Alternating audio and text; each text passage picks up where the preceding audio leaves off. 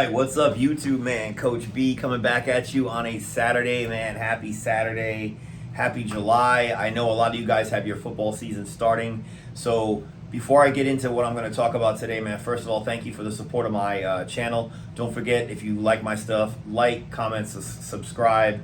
It helps get me in the algorithm. My channel has been growing over the last couple months. Business has been great. I talk to a lot of coaches every day. So I just really appreciate the support. So what are we going to talk about today? You notice in the intro video, I showed a lot of my formation called Eagle and Eagle Heavy. So I also run a double wing chat group, kind of like a text group for a bunch of my coaches, and we kind of throw ideas back and forth. And somebody asked for me to do an Eagle Heavy specific discussion. Okay, so Eagle and Eagle Heavy is part of my system. For anybody that's bought into my system and has my manual, it is basically like an attached formation that is very similar to the gun formation. If you're already in Gunwing, it's very simple to just align yourself in Eagle and Eagle Heavy. So I'm going to explain what that formation looks like. I'm going to take it to the whiteboard, and then I'm just going to tell you, first of all, the history and where I got this formation from. Now, I live in California. I'm a coach in California, and I'm very close to Concord, California, which is where Tim Murphy coaches. And at the time, he was coaching the Clayton Valley Ugly Eagles. A lot of people know Tim Murphy. They're in the double wing scene because he's one of the pioneers of the double wing and the shotgun double wing at the high school level. So the Clayton Valley Ugly Eagles, they're a great school. It is a charter school in Concord. They play really good teams. They have to play De La Salle every year, which is also in Concord or Walnut Creek, one of those two cities. And so they play top tier California high school competition, and they're always good. And Tim's just a leader in the game. So when I saw what Tim was doing, his blocking system is completely different because it's a high school level. So what I was already doing with Kalande's system, I thought I could morph it over and combine some of the stuff that Tim Murphy was doing, and that was how I started running the UC double wing stuff alongside the gun wing, and then made that part of my entire hybrid system. And the Eagle and Eagle Heavy formation came over with that, okay? And most people won't know that unless they watch my film and they're like, what is this formation he's in? And it doesn't look like Gunwing, okay? Because it's not. So the first time I saw Tim Murphy use Eagle or Eagle Heavy was in a California State Championship game. He had lost his quarterback. His quarterback was injured, and he had to go to an alternate formation because the kid that knows all the footwork to hand off the ball or to run these complex pass plays is now gone, and they're ready to play a championship for the state California championship for whatever division they were in, but it was a big division. So they had a safety that was I remember his name was Peralta, and he could run the rock like nobody's business. So essentially what they did was his offense went into the Eagle Heavy formation, okay? And they essentially put a tailback behind him. It was this fullback kid, and he was like 230 pounds. So they kind of put him in almost like a pistol formation, okay? And then they take this kid that was a tailback behind Peralta, the safety, who is now at quarterback, and he would just get the direct snap. This 230-pound back would just come straight down the pipe at whatever hole they were going to decide to run in, and he would just follow him. And it was hard to stop, man. They went right down the field with essentially a backup quarterback, a kid that plays defense. Their offense never got stopped, okay, because they went to basically a very simple formation. Now, they ran some different stuff with Peralta because Peralta was able to run and get to the edge and do some stuff. But, again, they were able to compete in this state football game, this championship, because they had a backup plan. So Eagle and Eagle Heavy is a good backup plan. So all you beast guys out there, double wing guys have always had kind of like been enamored with beast. I like the beast formation. I think it's great. I'll whiteboard kind of out a little bit of that. But this basically Eagle and Eagle Heavy is just a variation of beast, okay? And if you watch any of my gun tape, my gun, there's actually two plays where my quarterback runs where we essentially motion into Eagle or Eagle Heavy, okay? So I'll show that on the board. a couple of things that Eagle and Eagle Heavy can do for you, and why you kind of want to adopt this is that, number one, it gives you flexibility of runners, okay? I'll talk about what the difference is between Eagle and Eagle Heavy in a little while, but it allows you to put anybody into the shotgun and that be your primary runner. That can be any kid, okay? A kid can need plays. You could be up big and then go to Eagle Heavy and just allow kids to get back there and take shotgun snaps and run it. I mean, for whatever coaching reason you have to use Eagle or Eagle Heavy, it gives you a lot of flexibility, okay? So, injuries. We talked about, what do you do if your main quarterback goes down? A lot of teams, the talent drop off, especially at youth, between your first string and your second string quarterback, that talent is a big difference, okay? So if you don't have a kid at number 2 that can carry out all your plays, you don't want to lose half of your offense, okay? So what this allows you to do, it allows you to have a little bit of depth at quarterback to where you can just plug in a kid. None of the blocking changes, and you just continue to roll. Your offense can run, and you can put whoever in that tailback position you want. It just allows you to go to a wildcat beast offense like really, really quickly, okay? So I'm going to talk again about the differences between Eagle and Eagle Heavy once we get to the whiteboard. I'm also going to talk to some plays that I specifically run out of Eagle and Eagle Heavy and what it looks like against the defense. So let's just get into it. All right, so let's just get right into it. Let me just get my notes here together. So as you can see on the board, I have up on the board Eagle, Eagle Heavy. But for anyone that watches my videos knows that this formation that I'm in right here is just my typical base Gunwing formation. Now, I've numbered my backs because I want to show you something before I kind of go into my Eagle and Eagle Heavy spiel.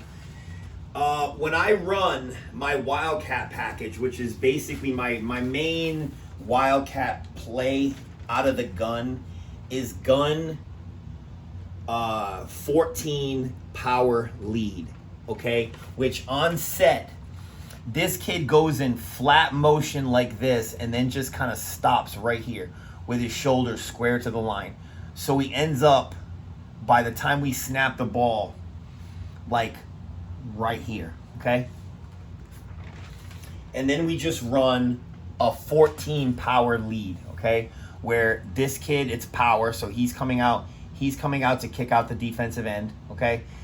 It's good God blocking on the front side, so you're going to have this happen here. You're going to have a double team. You're going to have a double team here, okay? And then this kid is just coming down in the pipe, like straight to backer, okay? And your one guy is just getting the ball on the shotgun and then just tucking in behind. You still have your pullers pulling up field, fast inside reach, gate.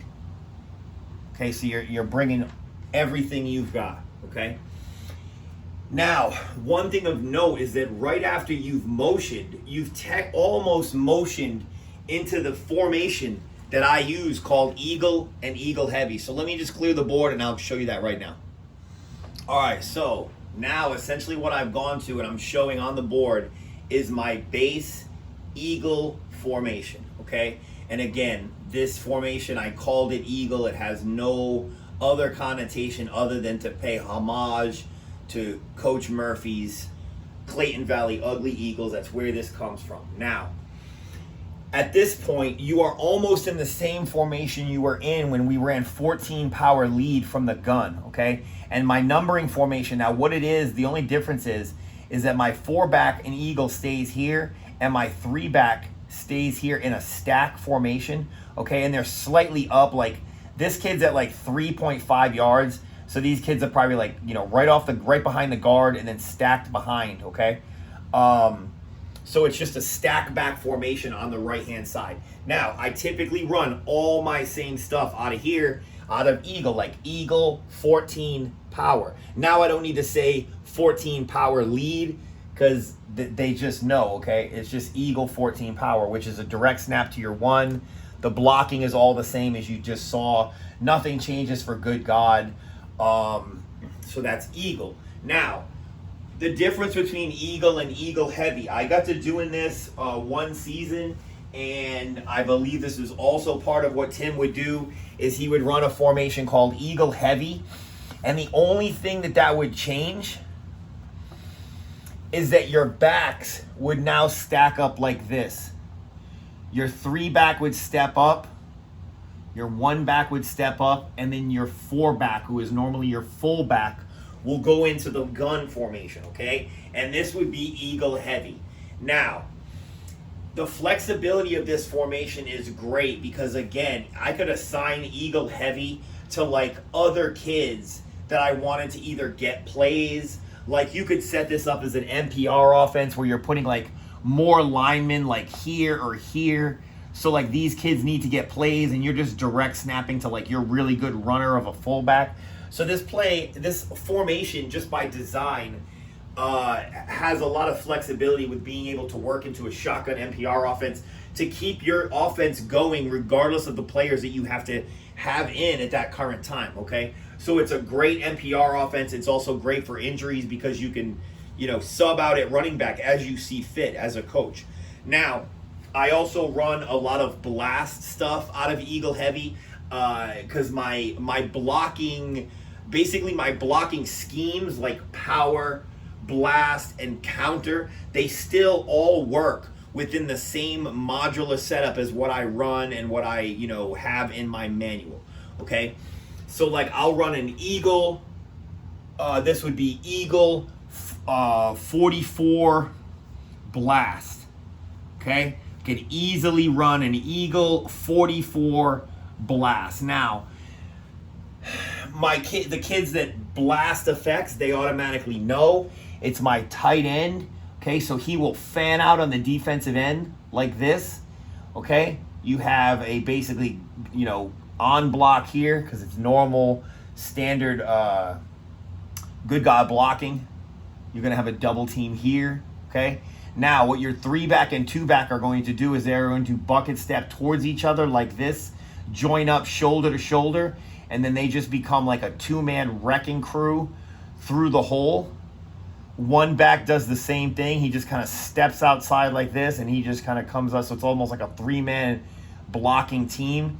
And your 4-man just gets this direct snap, steps out, and just follows in this scrum through here. Okay, you still have your pullers. You still have your fast inside reach. Your gate guy is coming out. I mean, you just want it to be a massacre at the point of attack. So that's blast, okay?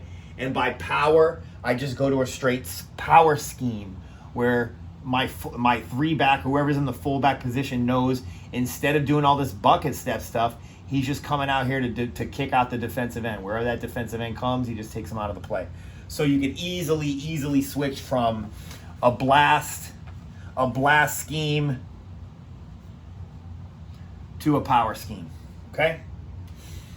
Now, you may be asking, okay, like, Coach, it's loaded up so much to the right. Now, I can run all of my same plays out of Eagle left or Eagle heavy left. Flip everything to the left-hand side. Your wing, your 2-back will be on the left-hand. I don't make my 3-back start lining up over here. I always flip. Whoever my 2-back is, if I flip to Eagle left, he goes to the left-hand side, okay? Everybody just flip-flops. Now, if they load up on you, okay, so I'm just going to clear the board one more time, and I'm just going to show you one other alternate play that I do run out of this formation. I catch people slipping all the time. I'll just clear the board and you can check it out. All right, so, for every action with Eagle, there is going to be a reaction. So, what I've drawn on the board now is that let's say I come out in Eagle, and I run Eagle 14 power, Eagle heavy 44 blast, whatever I may be running at this team. And then let's say all of a sudden I start seeing this as I they start shutting down my power, because now, as you can see, they're in a 5-3, but they've cheated a backer down in between them. They tightened up their tackle. They swung this middle linebacker over, so he's shading, and now their rover is kind of creeping over to this side of the field. So, again, to every action, there is a reaction. There are plays that you can run easily out of this situation, and that is Eagle 27 Trojan. Now, if you ran Eagle heavy 27 Trojan, then the 4-back and the 1-back would obviously change responsibilities. The 3-back would go up. I always have the 1-back behind the 3-back because obviously you want to keep your quarterback as much out of danger as you can. But Eagle 27 Trojan. So let's just see how this pans out. All right, so this is your play side now because you're running 27 Trojan. So on Trojan sweeps, my kids know if you're not pulling, You are cutting. So there is going to be a cut right here. This is, I'll just put cut. Or like a crab block into their knees. I don't shoot out any knees or nothing like that. This kid is going to cut man on or play side. So he's cutting mop. So he sees man on or play side, which is this way. So he's going to cut right here. Here's a cut. Okay. This kid is pulling. This kid is pulling. This is going to be a cut right here. Okay. So that's how the play side and a little bit of the black side blocking is going to work. Okay. You need a strong step out and a reach block right here on the end. This is like your critical block, okay, right here that has to be made.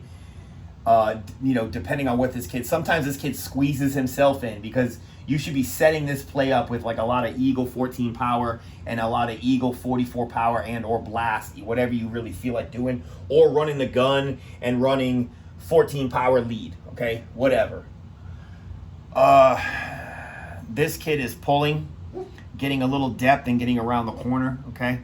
Wants to clear all this ruckus over here. This kid is also pulling, getting into a lane as they come, and they just, okay, you're 4 back, no counter step, just boom, right out the gates, get depth, running your track, try to keep your hands on each other, 3 back, same way, gets outside. I mean, you're just running behind the posse, okay? Now, you're gate pulling, so again, this kid is also pulling. All right, he kind of gets super deep, and I'm going to tell you why in a second. Okay, the 2 back should be almost directly behind your gate puller. Okay, he opens his hips and he gets some nice depth, and he aims, with a target. It is an inside handoff. Okay, so the quarterback turns towards him and starts running towards him, split motion, and they exchange the ball like right about here at like full speed, okay? And the 2 back should have his hand on the hip of the tight end if your tight end is moving, okay? And he just follows behind that block, staying nice and deep. All this should be just a wreck in the middle. Like there should be just kids laying down everywhere. You get clear of all that. And once you're clear of all that, you find that lane and you just stay in it, and then you break upfield, okay? If they're aligned like this play's a killer. Okay, and obviously after the high-speed handoff, you need your quarterback to execute a believable fake and just take it to the popcorn stand. And that's it, man. You got Eagle 27 Trojan. So I hope you enjoyed the video, man. This is why I like to use Eagle and Eagle Heavy. It keeps your offense running in case of injuries, man. It provides a lot of flexibility with your Wildcat attack. And, with the Good God blocking system and the stuff that I, have inclusive to my manual, you can pretty much run on any defense no matter how they're aligned. Hope you enjoyed it. See ya.